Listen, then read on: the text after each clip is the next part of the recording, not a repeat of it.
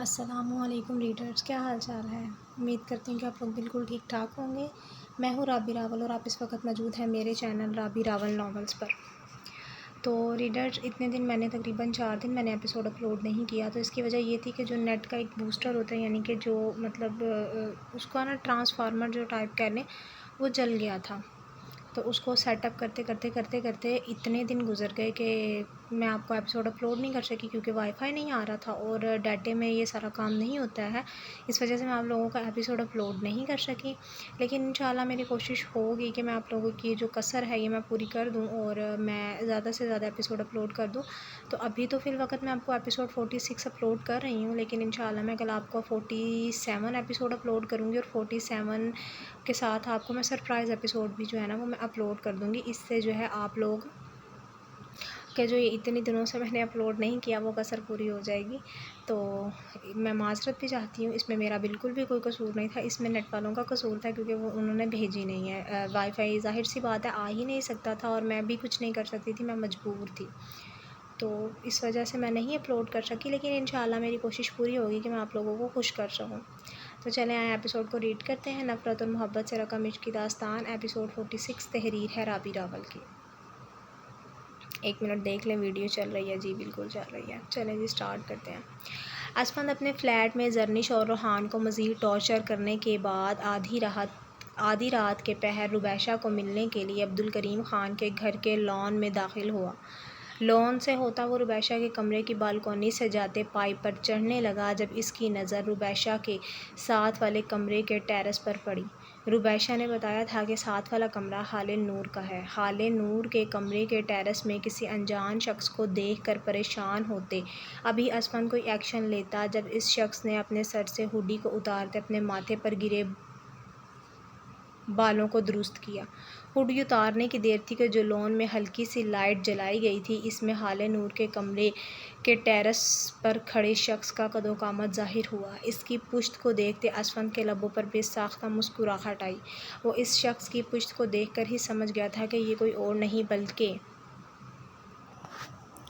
Major Ghufran Ahmad یار خان ہے، جو اپنی ایک عدد منکوحہ سے رات کے اس پہر ملنے کے لیے آیا ہے۔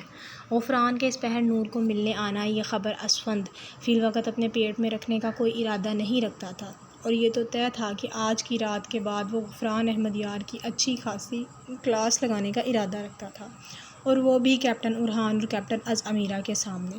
غفران جب نور کے کمرے کے ٹیرس پر آیا تو حال نور کے کمرے کی لائٹ روشن تھی۔ غفران کو ایک لمحے کے لیے تشویش ہوئی کہ رات کے 2:30 بجے کے قریب اس کے کمرے کی لائٹ کیوں روشن ہے، اور یہ بات وہ نور کے کمرے میں جا کر جاننے کا ارادہ رکھتا تھا، اس لیے اپنی پیشانی پر بکھرے گولڈن بالوں کو اپنے ہاتھ کی مدد سے سنوار کر پیچھے کرتا کمرے میں داخل ہوا، جہاں حال نور سفید رنگ کے لباس میں سفید کلر کا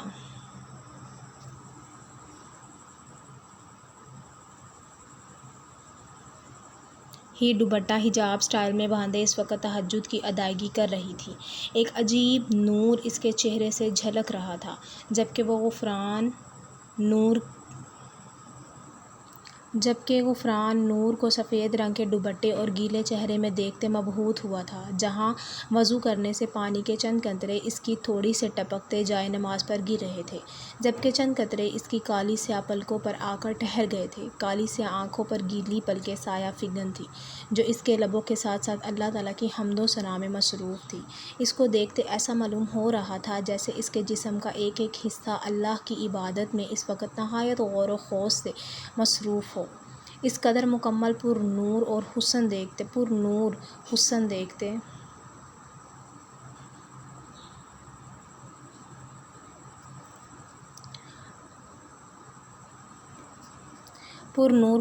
غفران کے قدم جہاں تھے وہیں تھم چکے تھے۔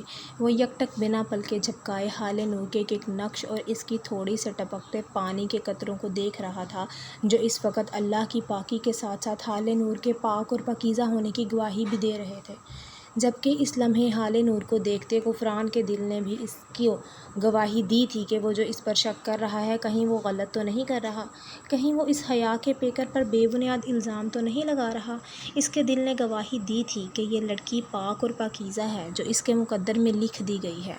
اللہ تعالیٰ تہجد کے سجدوں کی توفیق ہر کسی کو نہیں دیتا۔ وہ بھی ایک فوجی ہے، نماز پڑھتا ہے، لیکن صرف وہ جو اس پر فرض کر دی گئی ہیں، یعنی کہ 5 نمازیں۔ جبکہ آج تک اس نے کبھی بھی تہجد کی ادائیگی نہیں کی تھی۔ کبھی کبھار ایسا بھی ہوتا تھا کہ وہ کام کے سلسلے میں رات 1:30-2 بجے تک جاگتا رہتا تھا، لیکن کبھی بھی اس کے ذہن میں یہ خیال نہیں آیا کہ وہ تہجد کی ادائیگی بھی کر لے، جبکہ تہجد کے سجدوں کی توفیق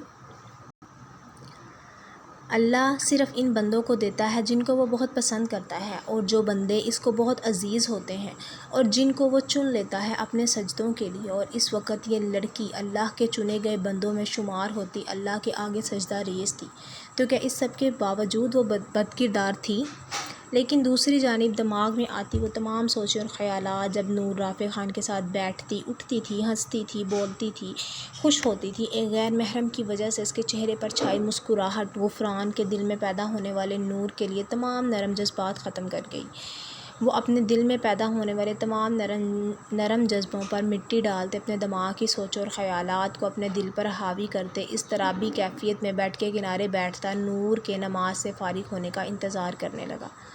عبدالکریم خان نے اسے بتایا تھا کہ انہوں نے نور سے بات کی تھی کہ وہ اس وقت یونی میں ایڈمیشن نہ لے، لیکن نور کی ضد تھی کہ وہ مزید اپنی پڑھائی میں تاخیر نہیں کرنا چاہتی، اس لیے وہ غفران کی کسی بھی بات پر عمل کرنے کا کوئی ارادہ نہیں رکھتی تھی۔ اس نے ساتھ ساتھ عبدالکریم خان کو بھی کہہ دیا تھا کہ اللہ کی ذات اس کی محافظ اور اس کی عزت کی حفاظت کرنے والی ہے، اس لیے وہ اب ٹائم ویسٹ نہیں کرے گی، کیونکہ روبیشہ والے معاملے کی وجہ سے وہ پہلے ہی اپنا ایڈمیشن لیٹ کروا چکی تھی، اور اب مزید وہ لیٹ کروا کر اپنے میڈیکل کی اسٹڈی کو تاخیر کا شکار کرنے کا کوئی ارادہ نہیں رکھتی تھی۔ عبدالکریم خان نے غفران کو بھی کہہ دیا تھا کہ انہوں نے نور کو سمجھانے کی بھرپور کوشش کی ہے، لیکن وہ نہیں سمجھ رہی ہے، تم بھی بیٹے ضد چھوڑ دو، ہم اس کو پروٹیکشن دینے کی پوری کوشش کریں گے۔ جبکہ عبدالکریم خان کی بات سنتے غفران خان نے کہا تھا کہ آپ فکر نہ کریں، میں اسے سمجھانے کی کوشش کرتا ہوں، اور اسی لیے وہ رات کے اس پہر نور کے کمرے میں اس کو اچھے طریقے سے ایک ایک بات سمجھانے کے لیے آیا تھا۔ دوسری طرف نور نماز سے سلام پھیرتی، اپنے چہرے اور جسم کے ایک ایک حصے پر کسی کی نظروں کی تپش محسوس کرتی، جائے نماز پر ہی بیٹھی، رخ پھیر کر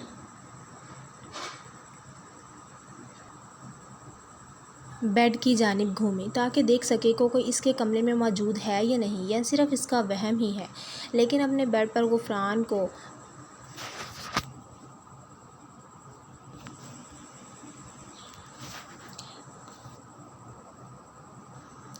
بیٹھے دیکھ کر وہ ایک دم ساخت ہوئی تھی، بھلا رات کے اس پہر یہ اس کے کمرے میں کیا کر رہا تھا؟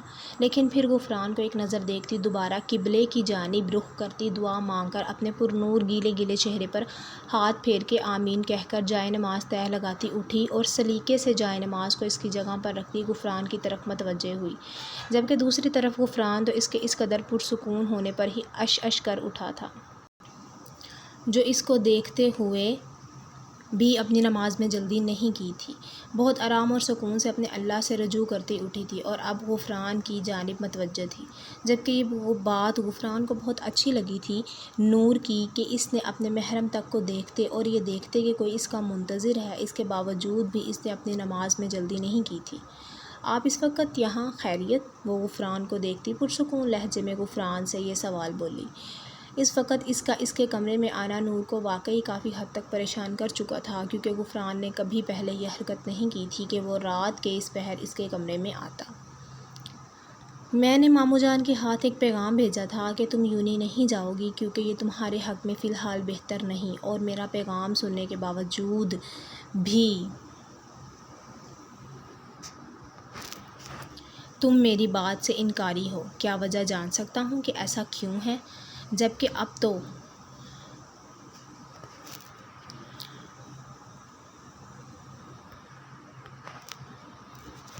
اب تو میری بات ماننے کی پابند ہو۔ میں نے بس اسی لیے بابا جان کو کہا ہے یونی جانے کے لیے، کیونکہ میں ویسے ہی اپنی پڑھائی کا بہت زیادہ نقصان کر چکی ہوں، جبکہ روزینہ ایڈمیشن لے چکی ہے اور اپنی پڑھائی بھی سٹارٹ کر چکی ہے، اور میرا ابھی تک داخلے کا ہی کوئی سین نہیں ہوا۔ اسی لیے میں چاہ رہی تھی کہ میں اب مزید کسی بھی قسم کا نقصان اور دیر کیے بغیر جلد از جلد داخلہ لے کر اپنی پڑھائی شروع کروں۔ جبکہ رافع بھائی کا بھی یہی خیال تھا کہ اب مجھے مزید اپنی پڑھائی میں نقصان بیان نہیں کرنا چاہیے۔ غفران اپنے دماغ میں آنے والی ہر سوچ اور خیال کو پرے دھکیلتا ہے۔ اس کے پرنور اور پرسکون چہرے کو دیکھ کے اپنے دل میں بھی سکون اترتا محسوس کرتے۔ آرام اور تحمل سے اس کے خوف کے زیر اثر منمنانے کو سن اور سمجھنے کی کوشش کر رہا تھا، جب رافع کا نام لینے پر ایک دفعہ پھر طیش میں آتا، اس کی بازو دبوچتا، اس کو مکمل اپنی گرفت میں لے چکا تھا۔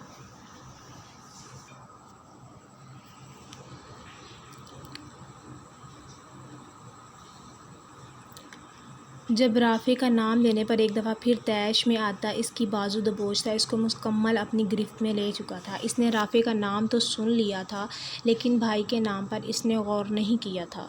میں نے تمہیں یہ نہیں کہا تھا کہ تم یونیورسٹی ایڈمیشن لوگی یا نہیں، میں نے تمہیں یہ کہا تھا کہ تم یونی میں ایڈمیشن نہیں لوگی، اور یہ میرا آخری فیصلہ ہے، اور تمہارے لیے میری بات سب سے زیادہ اہمیت رکھنی چاہیے، نہ کہ کسی رافع یا اور کسی کی۔ اور آج یہ بات میں تمہیں نہایت آرام سے تمہیں سمجھا رہا ہوں، لیکن اگر آئندہ تم نے میری بات کی خلاف ورزی کرنے کی کوشش کی تو انجام کی ذمہ دار تم خود ہوگی۔ وہ نور کی بازو کو اپنے فولادی ہاتھ کی گرفت میں سختی سے پکڑتا بولا۔ اسے بالکل بھی نہیں برداشت تھا کہ اس کے اور نور کے درمیان رافع خان کا آنا، اور اوپر سے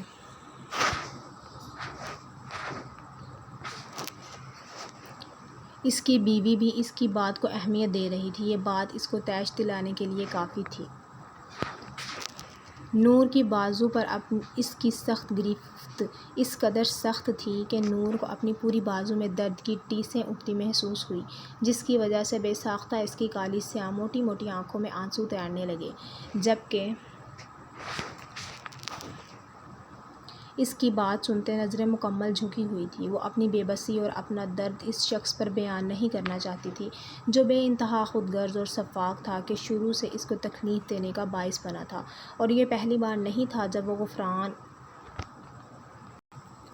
غفران خان نے حال نور کی بات سے اختلاف کیا ہو، اور اب تو مکمل اس کی ملکیت میں، اس کی زوجیت میں آ چکی تھی، تو پھر یہ کیسے ممکن تھا کہ وہ غفران کی بات کو رد کرتی؟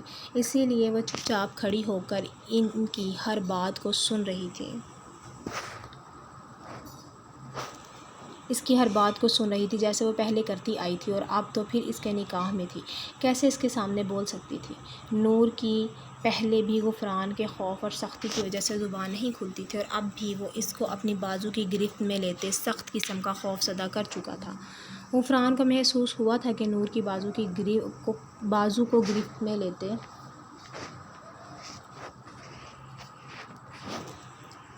لیتے جیسے وہ ہلکے ہلکے کانپ رہی ہے، لیکن وہ اس کے کانپنے کو مکمل طور پر اگنور کرتا اپنی بات کر رہا تھا۔ جب وہ دوبارہ بولی، لیکن میری پڑھائی، ابھی وہ بول ہی رہی تھی جب وہ اس کے منہ کو اپنے دوسرے ہاتھ سے سخت گرفت میں لیتا بولا، اگر اب تم نے میرے سامنے زبان کھولی یا زیادہ بکواس کرنے کی کوشش کی تو تمہاری زبان یہیں کاٹ کر رکھ دوں گا۔ غفران کو پسند نہیں آیا تھا کہ وہ اس کی بات کاٹ کے اپنی بات کو جاری کرے۔ ریڈرز، یہ تھی ہماری آج کی ایپیسوڈ نمبر 46۔ انشاءاللہ 46 کا دیکھوں گی میں پارٹ سیکنڈ ہے یا نہیں، اگر ہوا تو انشاءاللہ اس کے ساتھ آپ کو سرپرائز ایپیسوڈ دے دوں گی، اور اگر نہیں ہوا تو آپ کو 47 ایپیسوڈ کے ساتھ سرپرائز ایپیسوڈ دے دوں گی، اور انشاءاللہ میں کل ضرور آپ لوگوں کو سرپرائز ایپیسوڈ دوں گی۔ آج میرے پاس تھوڑا سا ٹائم بہت کم ہے، جس کی وجہ سے میں آپ لوگوں کو سرپرائز ایپیسوڈ آج نہیں دے سکتی، تو انشاءاللہ کل میں آپ لوگوں کو ضرور دوں گی۔ اب مجھے اجازت دیں، انشاءاللہ کل ملاقات ہوگی ایپیسوڈ 46 کے پارٹ 2 یا پھر 47 کے ساتھ دیکھوں گی میں ابھی، ٹھیک ہے انشاءاللہ۔ اور آپ لوگ مجھے اپنی دعاؤں میں ضرور یاد رکھیے گا، اور میرے لیے ضرور دعا کیجیے گا انشاءاللہ۔ اللہ حافظ، پھر کل ملاقات ہوگی، فی امان اللہ۔